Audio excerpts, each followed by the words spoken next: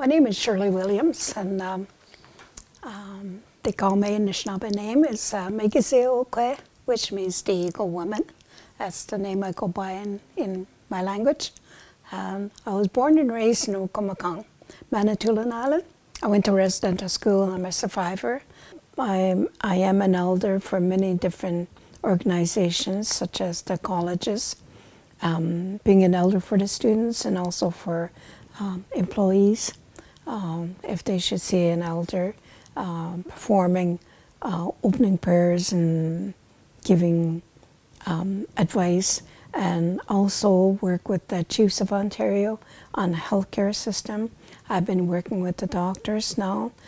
For 5 years, I worked with the Physicians of Canada, Indigenous Physicians of Canada. But I got involved with many other things, you know, the community work, in town here, working with the lecturing with other courses and that, and still being an elder for Trent University for the Indigenous department here.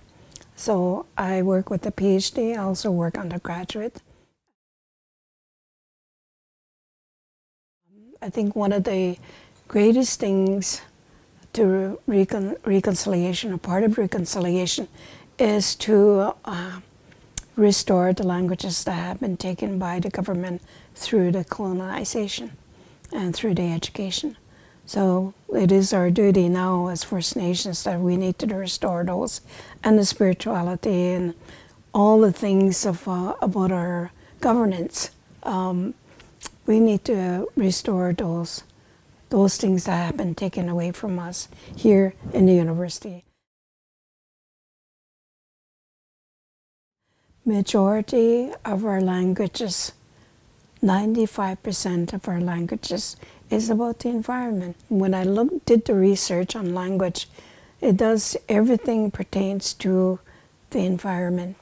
You know, the land, describing of the land formation, our family names, foods, kinds of foods we eat. We have many different names of fruits and things like that.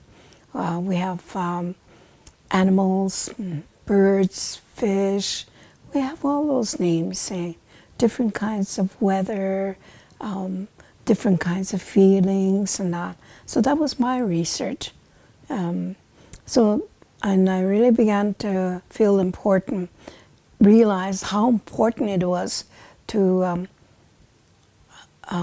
have the language back, because we lost it through residential schools. We were forbidden to speak our language, and now then, because they almost succeeded, because there are a lot of communities who cannot speak their own language.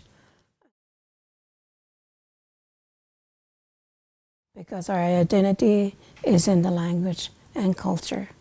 And when you find that, because even me, I was a survivor of residential school, I lost quite a bit, say a lot.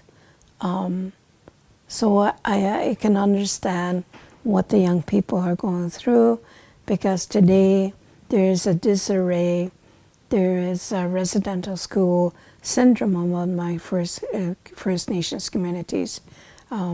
What happens when you lose your identity is you lose part of yourself.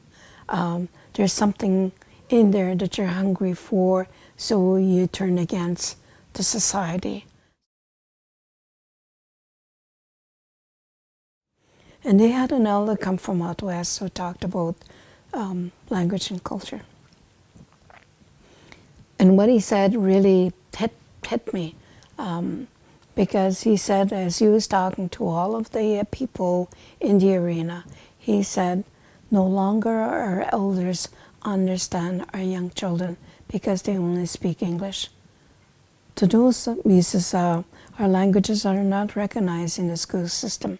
For those of you that know your language and culture, what are you doing about it?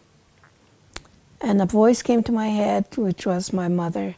And when we were growing up, we're always told to do something for your neighbor, to do something for your community. Because when you leave this world, the Creator is going to ask you, what have you done for your community? And I thought, oh my God, I haven't done anything for my community. I know language. I know a little bit about my culture. You know, I better go back to school. So that's what motivated me to go back to school. Because going to school is like work. So if you look at, that's the way I looked at it when I went back to school, because I knew at the end there would be a reward. So I went to school, I looked at it as my work. If you work, and I think that's a philosophy from my father. He always said that if you work hard, you will succeed. And so, and if you don't succeed, that's okay also. Try again. And so with that method is you will come across many different things in your life. He says it's okay, you might fall down, cry a little bit, it's okay to cry, brush yourself, get up and brush yourself, and go for it again, and do it better, and you'll succeed.